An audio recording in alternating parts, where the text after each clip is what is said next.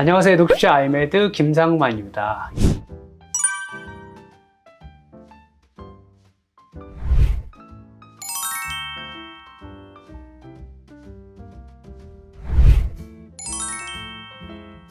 히스타민증후군 시리즈 9번째 마지막입니다. 이거는 이제 치료 원칙이지만 정말로 중요한, 제가 그 외래에서 고객분들을 치료하다 보면 불만들이 되게 많아요. 그 히스타민증후군 그렇게 안 먹고 이렇게 맨날 약만 먹고 어떻게 합니까? 그리고 저 선생님한테 궁금한 게 있는데, 제가요 출산 전에는 정말 괜찮았거든요. 근데 애 낳고 이 증상이 심해졌어요. 그리고 저 어릴 때 괜찮았는데요, 고3 때 스트레스 받으면서 이 증상이 심해졌거든요. 그러면 선생님 말대로 히스타민이 계속해서 제가 많았다고 그러고 그 음식에 대한 불내성이 있다고 그러면 그 증상이 예전부터 나와야 되는 거 아니에요? 이런 질문들을 하죠. 그리고 늘 괜찮다가 밤이 되면 심해져요. 이런 분들이 있고, 또 괜찮다가 이제 스트레스를 굉장히 많이 받거나 잠을 설치면 이 증상이 심해집니다. 히스타민 증후군이. 그리고 또 잘 지내다가 일교차가 심해지거나 날씨가 흐리면 심해요. 그리고 술 안 먹으면 괜찮은데 술만 먹으면 그래요. 이런 질문들을 해요. 그러면 선생님 이론이 틀린 거 아니에요? 히스타민에 대한 음식 이런 것들 조절해도 매한가지면 그런 거 아니에요? 이런 질문들을 하시는 경우가 있는데, 중고등학생들은 대부분 엄마들하고 같이 오죠. 엄마들한테 같이 와가지고 제가 하는 치료 방법대로 하면서 얼굴도 아주 좋아져요. 근데 입이 이만큼 나와가지고 가죠. 너 피부도 좋아지고 다 좋아졌는데 왜 그래? 그러면 먹을 게 하나도 없잖아, 이러면서 가거든요. 그러면 이제 그러면 저 친구들한테 내가 무슨 솔루션을 줘야 될까 생각을 하다가, 이 질문의 답이 뭐냐면, 우리 몸에서 히스타민이라고 하는 건 제가 염증 물질이라고 했죠. 그런데 그 염증 물질을 이겨내면 되잖아요, 그렇죠? 그 염증 물질을 이기는 능력이 떨어지면 그 증상이 올라오는 거예요. 그래서 그 염증 물질을 없애는 방법이, 그게 바로 우리 몸의 면역이고, 그 면역에 해당되는 장기가 바로 부신이라고 하는 겁니다. 그래서 괜찮았다가 내 몸에 면역이 떨어져서 이제 그런 현상이 일어나는 거거든요. 그래서 이 부신이라고 하는 게 해답이 되는데, 조금 히스타민이 많더라도, 염증이 있더라도 내 몸에 이 부신이 튼튼하면 잘 지내요. 제가 그 히스타민 증후군의 치료 중에 가장 빠른 방법은 스테로이드를 쓰는 거라고 그랬잖아요. 우리 몸에서 만들어지는 스테로이드가 바로 부신 호르몬이거든요.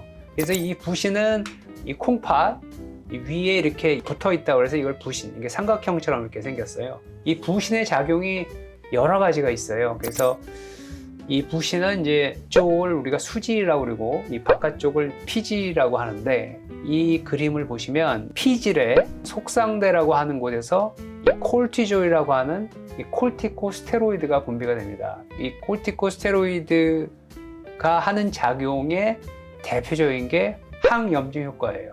그렇기 때문에 내 몸에서 조금 히스타민이 많이 분비가 되고 염증이 있더라도 증상 없이 아무 문제 없이 살 수 있어요. 젊고 건강한 사람은.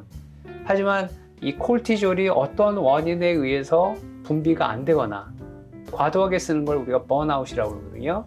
그렇게 되게 되면 잊어버렸던 이런 증상들이 나타오게 되는 거죠. 그래서 이 콜티졸은 그거 외에도 내 몸의 혈당을 일정하게 유지하는 작용도 하고, 또 그 혈압도 조절하고, 또 혈관의 탄력성도 조절하고, 가장 많은 어떤 스트레스가 있더라도 이 스트레스를 대처하는 그러한 능력을 가진 호르몬이 바로 이 부신 호르몬이고, 또 중추신경계를 자극해서 어떤 각성작용을 하는 이러한 호르몬인데, 이 호르몬에 문제가 생기게 되면 바로 이 히스타민 증후군이 올라오는 거죠. 그래서 궁극적으로 보면은 이 부신을 튼튼하게 하면 조금은 히스타민이 있더라도 감당할 수가 있는 겁니다. 급성기 때는 좀 히스타민 증후군에 대한 치료를 하더라도 나중에 그 항히스타민제도 안 먹고 또 식사요법을 안 해도 견딜 수 있게 하려면 이 부신 치료가 필요합니다. 그래서 이 부신은 제가 몇 년 전에 닥터 매거진에서 저희가 그 부신에 대한 시리즈를 다룬 게 있어요. 그래서 그 시리즈를 보시면 내가 부신을 어떻게 지키는지에 대해서 자세히 설명되어 있기 때문에 궁금하신 분은 그 영상을 다시 한번 보시고요. 간단하게 제가 다시 요약을 하면, 일단 부신은 히스타민 증후군하고는 조금 다른 증상이 있을 수가 있어요. 그러니까 히스타민은 주로 피부 어지러움 이런 거라 하면 이 만성 피로, 그리고 스트레스를 이기지 못하거나, 그거 외에도 뭐 그 얼굴이 뭐 까맣게 되고 붓고 뭐 폭식, 이런, 제가 여기다 쭉 요약해 놨거든요. 그리고 제일 이제 흔한 증상은 뭐냐면 혈당을 일정하게 유지를 해야 되는데 혈당을 일정하게 유지를 못해서 갑자기 기운이 쫙 빠지죠. 보통 부신이라고 하는 거는 오전에 많이 분비가 됐다가 이제 오후에 점점 줄어들면서 잘 때가 최저가 되는데, 그래서 아까 제가 처음에 왜 히스타민 증후군은 밤에만 심해지냐는 것이 바로 부신 호르몬이 밤에 떨어지기 때문에 그래요. 그래서 늘 그 아이들도 낮에는 멀쩡하다가 밤에 꼭 응급실 가게 그 열 나고 이러는 게 바로 그 아이의 부신 호르몬이 떨어지기 때문에 그렇거든요. 엄마들은 이제 그게 불만이죠. 아니, 아플려면 낮에 수학과 갈 때 아프지 왜 응급실 가게 아프냐. 그게 다 부신 때문에 그런 거거든요. 그래서 이 부신이라는 게 떨어지게 되면 제일 먼저 증상은 일단 아침에 일어나기 힘들고, 오전 11시, 10시 되면은 저혈당 증상이 나타납니다. 힘이 쫙 빠지고, 그래서 설탕 커피 빼먹으러, 왜냐면 카페인도 부신 분비를 자극하기 때문에 아주 설탕 커피가 답이에요. 그러다가 또 이제 점심 먹고 이제 잘 지내다가 오후 4시 되면 또 한번 축 떨어지죠. 힘 쫙 빠지죠. 이 증상이 가장 첫 번째 증상이에요. 그리고 오히려 그 오후 4시 넘어서 저녁 먹으면 또 말똥말똥해서 잠 못 자고, 이 증상이 첫 증상이거든요. 그게 부신 기능이 떨어진. 그래서 이런 증상이 있는 사람들은 내가 부신 기능 저하가 있다라고 보시면 됩니다. 그래서 부신이라고 하는 거는 제가 간단하게 요약을 하면 히스타민을 이길 수 있는 가장 좋은 방법이거든요. 그래서 물론 기질적으로 부신 기능 저하증이 있는 사람들은 그걸 치료해야 돼요, 원인을. 대부분이 만성적으로 히스타민을 많이 이제 분비한 사람이기 때문에 이 사람들은 기본적으로 부신을 많이 쓴 사람들이에요. 어릴 때부터. 기본적으로 부신 기능 저하증이 자주 오거든요. 그래서 항상 히스타민 증후군 치료할 때는 이 부신 치료를 같이 해줘야 돼요. 그래서 이런 사람들이 이제 치료가 되려면 일단 부신을 쓰는 걸 줄여줘야 돼요. 그러니까 어디에 염증이 있으면 그거 빨리 없애주고, 그 다음에 이 부신을 많이 쓰는 게 뭐라고 그랬죠? 스트레스예요. 그래서 스트레스에 대한 조절, 생활 태도 이런 게 중요하고, 그 다음에 이제 부신을 많이 만들어지게 하면 되잖아요. 히스타민 증후군 치료에 그런 부신 기능이 되게 중요한데, 그러면 부신 기능 저하증의 치료 원칙이 뭐냐?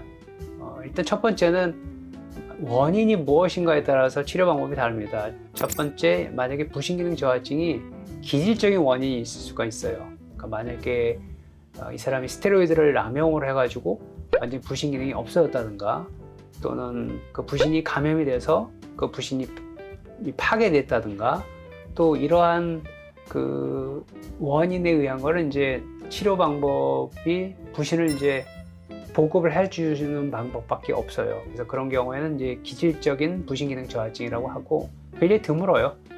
근데 이제 많은 분들은 대부분 이 기능적 부신 기능 저하증이에요. 그러니까 만들 수 있는 능력은 있는데 여러 가지에 의해서 부신이 고갈이 된 상태, 또는 이제 그 부신 쓸 때가 너무 많아서 이 사람이 이제 그 여러 군데다 다 쓰지 못하는 상태, 또는 스트레스나 이런 것 때문에 최근에 이제 그 부신을 너무 과도하게 쓴 상태, 그걸 우리가 기능적 부신 기능 저하증이라고 하는데, 보통 그 히스타민 증후군 환자분들은 이 기능적 부신 기능 저하증에 빠지기가 쉬워요. 왜냐하면 히스타민이라고 하는 게 대부분 염증에 의해서 나온다고 그랬잖아요. 그러면 이분은 어릴 때부터 이러한 알러지가 있거나 비알레르기성으로 음식 불내성이 있거나 이런 원인 때문에 히스타민이 많이 발생하고, 그래서 부신을 많이 쓴 거죠. 그런 상태에서 만약에 과로를 하거나 또는 스트레스를 많이 받거나 그런 부신을 많이 써야 되는 어떤 상태가 되면 바로 이 번아웃이 되기 때문에 바로 부신 기능 저하증 증상이 나타나게 되는 거죠. 그래서 그런 경우에는 치료를 어떻게 하냐 하면은, 일단 원칙은 가능하면 부신 쓰는 데를 줄여줘야 돼요. 그러니까 어디에 염증이 있으면 그 염증을 없애줘야 되고, 만약에 부신을 써야 되는 어떤 스트레스가 너무 과도하다 그러면 한 템포 좀 쉬어가고, 그래서 부신의 그 호르몬을 낭비를 줄이는 거, 그래서 염증 원인 제거, 생활 태도로 이제 그런 걸 바꾸고, 두 번째는 이제 부신을 많이 만드는 기회를 주면 되잖아요. 그래서 이 부신이라고 하는 거는 주로 그 잘 때 만들어져요. 잘 때. 일단 안 써야지 이게 되니까. 그래서 잘 때 만들어지기 때문에 적어도 6시간 동안의 숙면이 필요합니다.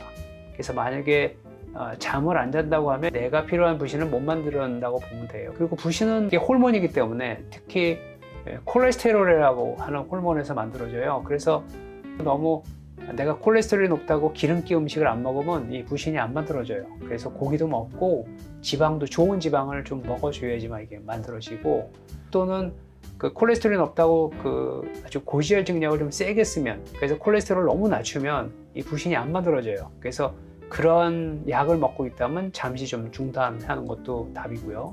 그리고 이 비타민, 미네랄 이런 것들이 부신 만들어지는데 필요한 아주 그 좋은 영양소가 되고, 그 다음에 이제 어댑토제인이라고 해서 이제 그 소위 말하는 홍삼, 그 다음에 이제 홍경천 이런 것들이 이제 부신 호르몬을 만들어주는 역할을 하는 영양소로 쓰입니다. 그래서 이런 것들을 섭취하는 것이 좋고, 이런 거를 먹어서 부신을 만드는 건 좀 시간이 걸리니까 그냥 가까운 병원에 가서 부신을 강화하는 수액을 맞으면 아주 빨리 올라가죠. 대표적으로 이제 감초 주사라고 하는 것이 있는데, 그런 것들하고 비타민C를 좀 고용량으로 병원에 가면 쉽게 주사를 맞을 수가 있습니다. 그래서 그렇게 치료하는 그 방법이 있습니다. 그래서 원칙은 1차적으로 내가 부신이 없어지는 원인의 약을 좀 쓰고 있는지 이런 걸 한번 다시 다 볼 필요가 있고요. 그리고 정확하게 내가 부신 호르몬이 없는지를 혈액 검사로 확인해 볼 필요가 있어요.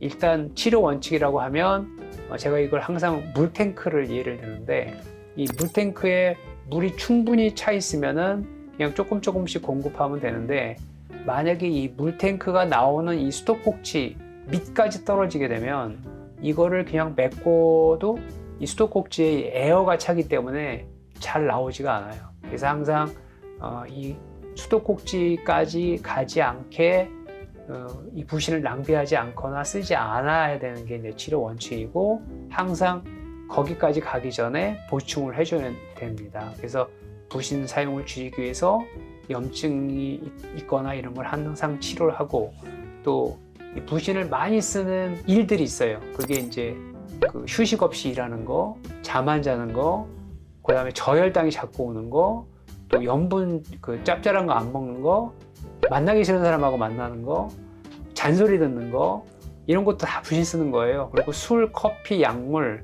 그 다음에 그 어떤 소화장애 만성적으로 있고 장내 불균형 있는 것도 염증 때문에 이제 부신 쓰고, 또 중금속 오염, 만성 장염, 그 다음에 그 가공 음식, 그 인스턴트 식품, 이런 방부제, 얘는 우리가 먹기 위해서는 부신이 많이 써야 돼요.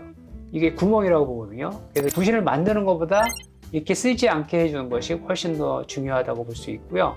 실질적으로 자기도 모르는 부신 많이 낭비하는 에피소드가 하나 있는데, 누구한테 선물을 받았는데 이 향수가 나한테 안 맞는 것 같은데 그냥 쓰는 거예요. 그냥 이게 무슨 일이 있겠냐 하면서 쓰게 되는데, 나한테 안 좋은 것들, 나는 하고 싶지 않은데 하는 것들, 이건 다 스트레스예요. 그게 다 부신이 나가는 것들이에요. 그래서 향수 같은 것들도 마찬가지고, 지나치는 운동도 마찬가지고, 그 다음에 부정적인 사고방식, 근심, 걱정, 이거 다 부신을 많이 쓰는 것들이거든요. 그래서 이런 것들을 이제 줄이는 것들이 있고, 그 다음에 환경을 좀 바꿔볼 필요가 있어요. 그 새집중후개라고 그러죠. 그러한 페인트, 냄새 이런 것들도 우리가 부신을 많이 써야 되는 그런 일들이기 때문에 이걸 줄이는 게 중요하고, 많이 만드는 거는 일단 줄인 다음에 잘 자고, 그 다음에 잘 먹고, 그리고 이제 이런 규칙적인 운동하고, 그리고 부신 만들어주는 음식 잘 먹고, 이런 태도가 필요합니다. 어느 정도의 히스타민이 나와도 내가 충분히 극복할 수 있고 증상 없이 잘 지내기 위해서는 이 건강한 부신이 필요하거든요. 그래서 이전 그 닥터 매거진에 나오는 그 부신 시리즈를 꼭 시청하시면 아마 좋은 도움이 될 수 있을 거라고 생각이 됩니다. 감사합니다.